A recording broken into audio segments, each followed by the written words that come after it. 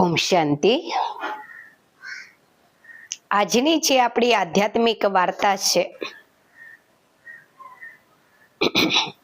એ છે કે આપણે જ્યારે દાન કરીએ છીએ કોઈ પણ ગરીબોને, તો દાન કરવાથી પુણ્ય મળે છે કે પછી ક્યારેક પાપના ભાગીદારે બની જઈએ છીએ, એની ઉપરની એક સુંદર કહાની છે કે એક નગરની અંદર એક રાજા હતા, બહુ ધનવાન રાજા। તો ધનવાન જ હોય ને, સુખી રાજા ને પ્રજા બધા સુખેથી જીવન જીવતા હતા। પણ રાજાનો એક નિયમ હતો કે રોજ સવારમાં ઉઠીને સ્નાન કરીને તૈયાર થઈ અને પહેલા ગરીબોને દાન કરવું, ત્યારબાદ રાજ દરબારના કોઈ બી કાર્ય કરવા। આ વર્ષોથી નિયમ હતો રાજાનો। જે કોઈ ગરીબ આવે એને રાજા દાન કરે અને ગરીબોનું દાન પતે પછી રાજમહેલના કાર્યોમાં આગળ વધે। હવે રોજના નિયમ પ્રમાણે એ દિવસે પણ રાજા સવારમાં તૈયાર થઈને મહેલની બહાર આવ્યા અને દ્વારપાલને કીધું કે દ્વારપાલ, જે કોઈ ગરીબો દાન લેવા માટે આયા હોય એમને તમે અંદર મોકલો। યથાશક્તિ પ્રમાણે જેની જેવી જરૂરિયાત છે એ પ્રમાણે હું બધાને દાન આપી દઉં। 2-5 ગરીબો હતા, વારા ફરતી રાજાએ બધાને અંદર મોકલા। પેલો ગરીબ આવ્યો, રાજા એક પોટલીમાં થોડું ધન એને આપ્યું। બીજો આવ્યો, એને એક પોટલીમાં થોડી સોનામોરો આપી। ત્રીજો આવ્યો, એને આપ્યું। આવી રીતે 4-5 જે ગરીબો આયા હતા એ 4-5 ને રાજાએ થોડું થોડું ધન આપ્યું। બધા લઈને પોતપોતાના ઘરે વયા ગયા। કોઈ વાર 2-4 ગરીબો આવે, કોઈ વાર 1-2 આવે, કોઈ વાર એકાદી આવે, પણ રોજ કોઈને કોઈ ગરીબ આવે અને રાજા રોજ કોઈને કોઈ ગરીબને દાન કરે।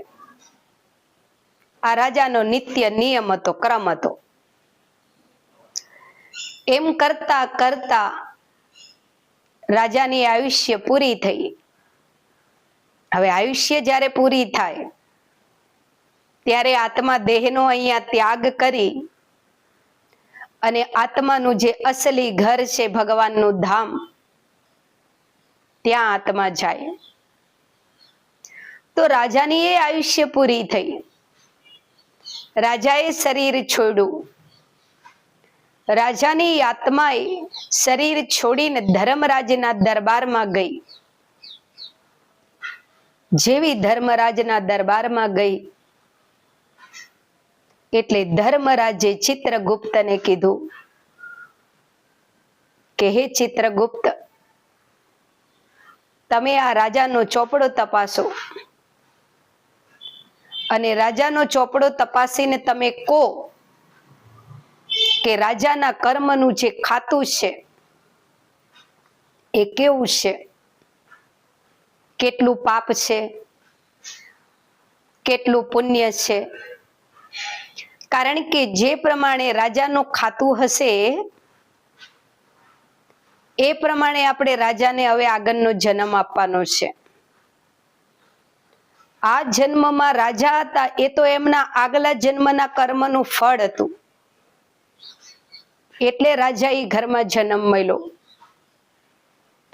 પણ હવે આ જન્મના જેવા કર્મ હશે એવો પછીનો જન્મ મળશે। રાજાનો ચોપડો જ્યારે તપાસ્યો તો ચિત્રગુપ્ત કે છે, ભગવાન, રાજાનો એક નિયમ હતો, રોજ સવારમાં ઉઠી અને ગરીબોને દાન કરવું. રોજ રાજા બે ચાર ગરીબોને કાયમ દાન કરતા હતા. રાજાના નગરમાં રાજાથી બધી આત્મા સંતુષ્ટ સુખી હતી. એટલે રાજાનું પુણ્ય કર્મ ઘણું છે. પણ ભગવાન રાજાના ખાતામાં પાપ અઢળક જમાશે.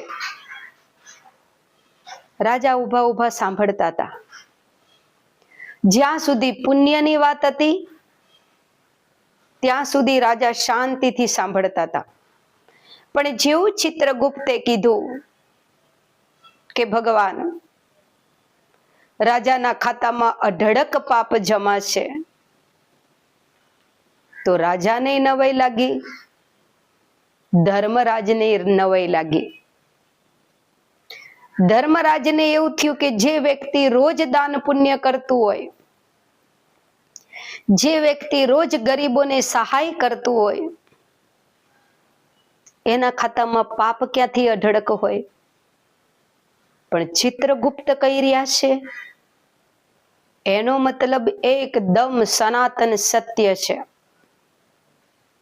કારણ કે ધરતી પર જેટલા પણ માનવ છે એ દરેકના કર્મનો હિસાબ ધર્મરાજપુરીમાં હોય છે. અને ચિત્રગુપ્ત દરેકના કર્મના ચોપડા લખે છે.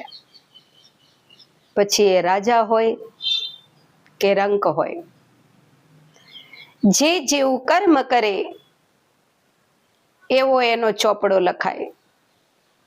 તો ચિત્રગુપ્ત કે છે ભગવાન રાજાના ખાતામાં અઢળક પાપ લખેલું છે. તરત રાજા બોલી ઉઠ્યા કે છે નહીં ધર્મરાજ,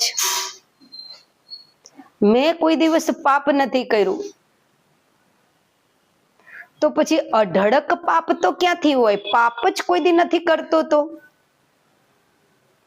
મારો નિયમ છે રોજ ભગવાનની સેવા પૂજા કરવી, પ્રજાને સુખ આપવું, ગરીબોને દાન કરવું, નીતિથી ન્યાય કરવો. આ મારા જીવનના બધા સિદ્ધાંતો છે.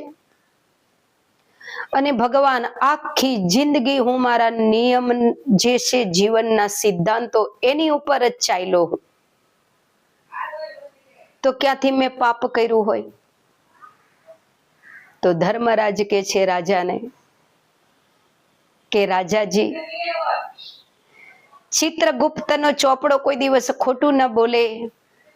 તમે થોડી વાર શાંતિ રાખો. જે તમારા ચોપડામાં લખ્યું હશે એ ચિત્રગુપ્ત તમને અવશ્ય ક્લિયર કરીને સમજાવશે.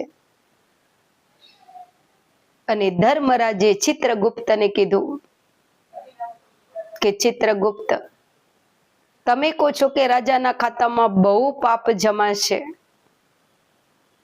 તો કયું પાપ રાજાએ કર્યું છે? ત્યારે ચિત્રગુપ્ત કે છે ભગવાન, એક જીવની જો હત્યા કરીએ તોય પાપ લાગે. રાજાએ તો અનેક જીવોની હત્યા કરી છે અને અનેક જીવોની હત્યાનું પાપ રાજાના ખાતામાં જમાશે. રાજા કે છે નહીં ધર્મરાજ, મેં ક્યારેય કોઈને પરેશાન નથી કર્યા. તો હત્યા તો ક્યાંથી કરી હોય? મેં કોઈની હત્યા નથી કરી પ્રભુ.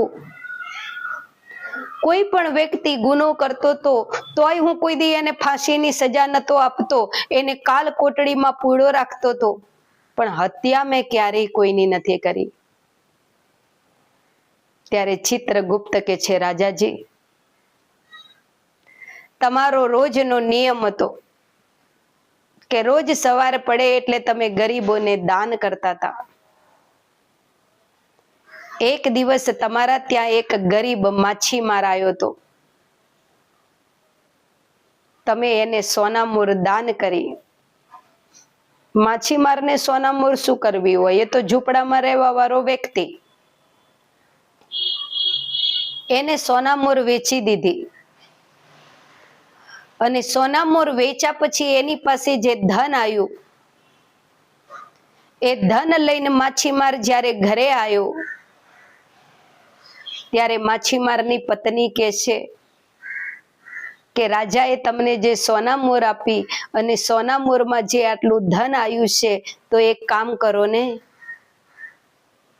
આપણો જે વ્યવસાય છે માછલા પકડવાનો, સારી માયલી એક જારી લઈ આવો માછલી પકડવાની. તમારી જોડે સાધન સારું હોય તો તમે ધંધોય સારી રીતે કરી શકો. સારી જારી લઈ આવો અને પછી રોજ નદીએ જઈને તમે જે માછલા પકડીને લાવશો એ આપણે માર્કેટમાં વેચી દઈશું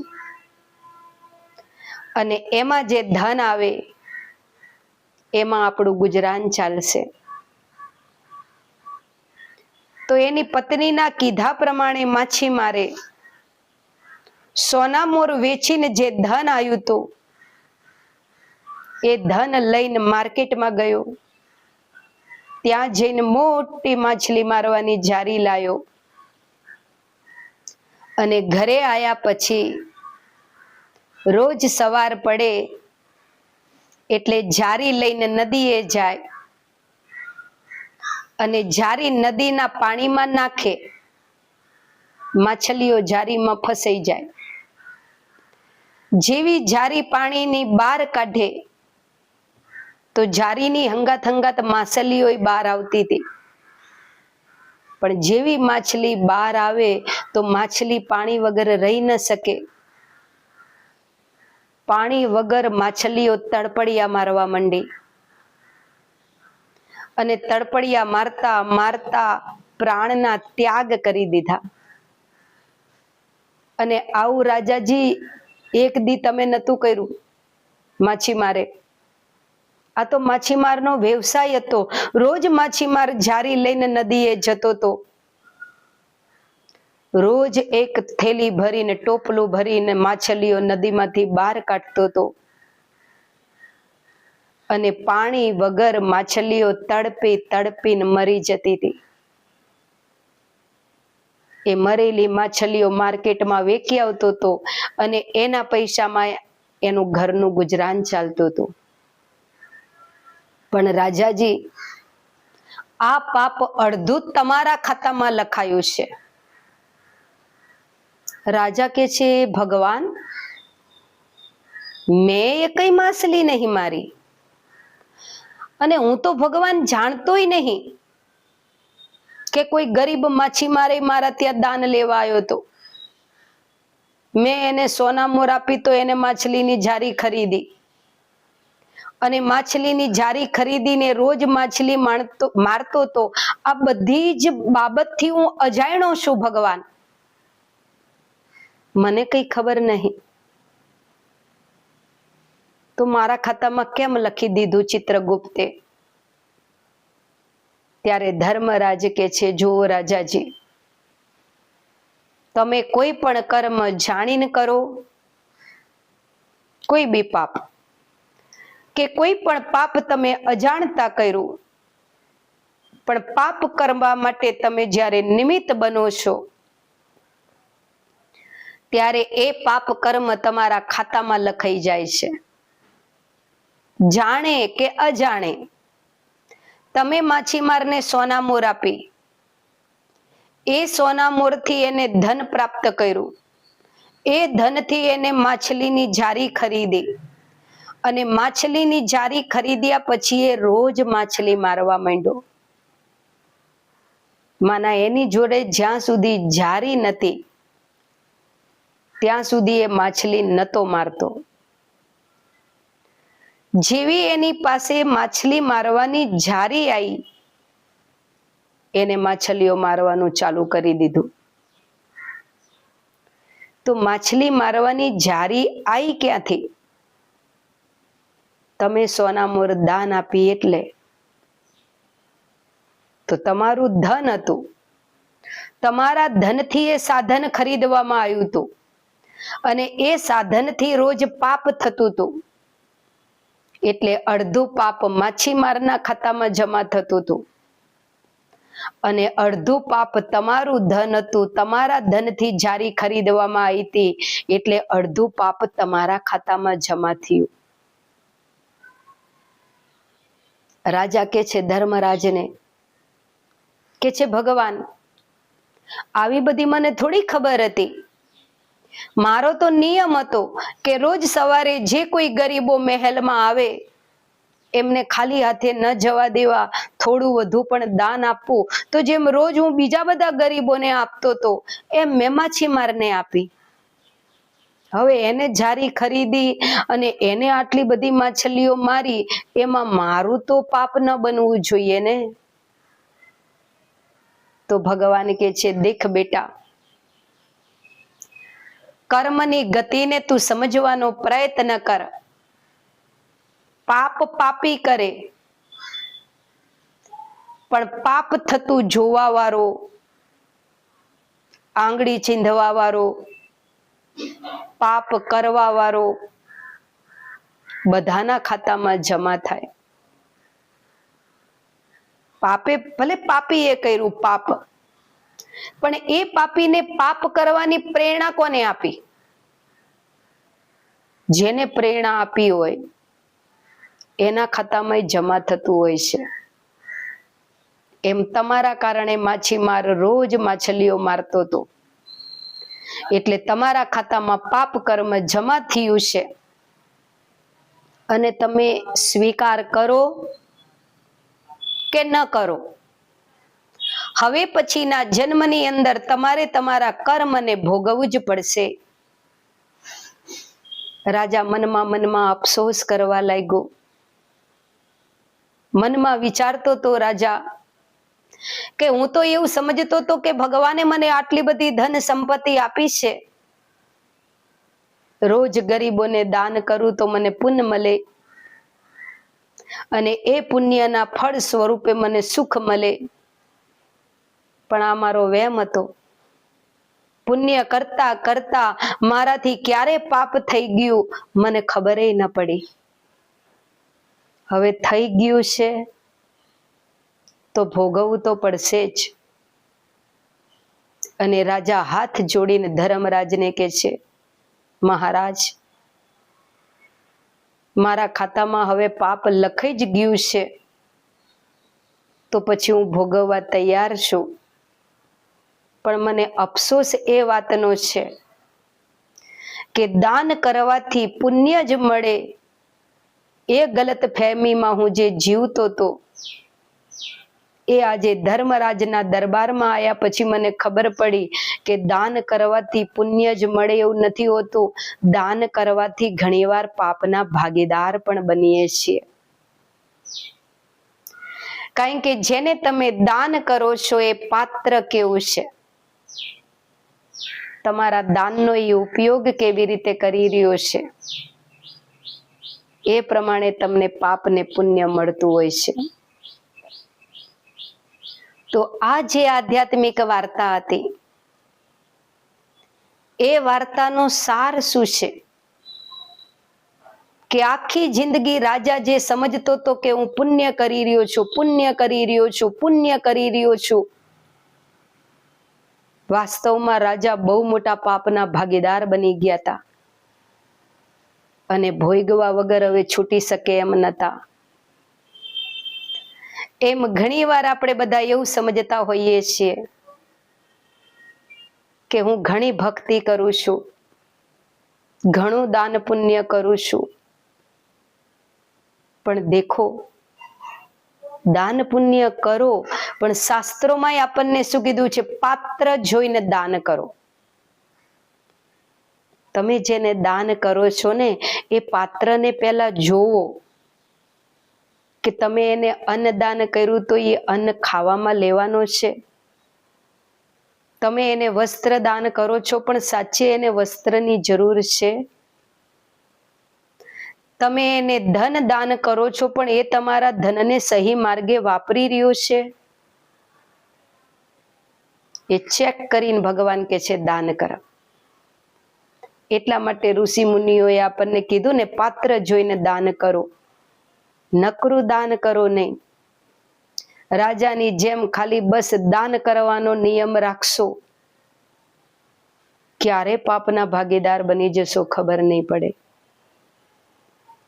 તો આજ પછી આ વાર્તાના સાર રૂપે બસ આપણે એટલું જ શિક્ષક સમજવાનું છે કે હવે પછી હું કોઈ પણ વ્યક્તિને જ્યારે દાન કરીશ તો મારા દાનનો ઉપયોગ સહી માર્ગે થઈ રહ્યો છે એ જોઈને દાન કરીશ. ગમે તેને દાન કરીને પાપની ભાગીદાર બનીશ નહીં. આવું લક્ષ્ય રાખવાનું. દાન તો કરવાનું જ, કારણ કે અન્ન દાન કરો, જળ દાન કરો હો, ધન દાન કરો હો, વસ્ત્ર દાન કરો હો, આ બધા દાનથી બીજા જન્મની અંદર અનેક ગણું પ્રાપ્ત થાય છે. જેમ એક મુઠ્ઠી અન્ન દાન કર્યું સુદામાએ, કૃષ્ણને અર્પણ કર્યું તો સામે સોનાનો મહેલ મળ્યો. એમ દાન કરવું જરૂરી છે. ઈશ્વરે આપ્યું છે, તંદુરસ્ત તન આપ્યું છે, સેવામાં લગાવો. ભગવાને ધન આપ્યું છે, લોક કલ્યાણમાં લગાવો. જે થાય એ સેવા કરો, તનથી, મનથી, ધનથી, સમય, શક્તિ, શ્વાસ, જન કલ્યાણમાં લગાવો, લોક કલ્યાણમાં લગાવો. પણ ખાસ ધ્યાન આપો કે મારું કોઈ પણ કર્મ પાપ કર્મમાં જમા ન થઈ જાય. આ વાર્તા જો આપને સારી લાગી તો કોમેન્ટમાં અવશ્ય જણાવશો અને તમારા મિત્રોને શેર કરશો. આટલી જ સરસ સરસ આધ્યાત્મિક વાર્તાઓ આગળ પણ સાંભળવા માટે જો તમે ચેનલને સબસ્ક્રાઇબ ન કરી હોય તો સબસ્ક્રાઇબ કરશો. આટલી સરસ વાર્તાઓ તમે બધા સાંભળો છો એ જાણીને ખુશી થાય છે. તમારા બધા ભાઈ બહેનોનો ખૂબ ખૂબ ધન્યવાદ. પણ દરેક આધ્યાત્મિક વાર્તાની પાછળ કંઈક સાર લેવાનો પ્રયત્ન કરજો. બસ ખાલી વાર્તા સાંભળી, આનંદ થયો, ખુશી થઈ અને 2 દીમાં આપણે ભૂલી ગયા એવું ન કરશો. કંઈક સાર પ્રાપ્ત કરો અને એ સારને જીવનની અંદર આગળ કર્મમાં લાવો તો અમારો જે આ સમય છે એ પૂર્ણ રૂપે સફળ થશે. ઓમ શાંતિ.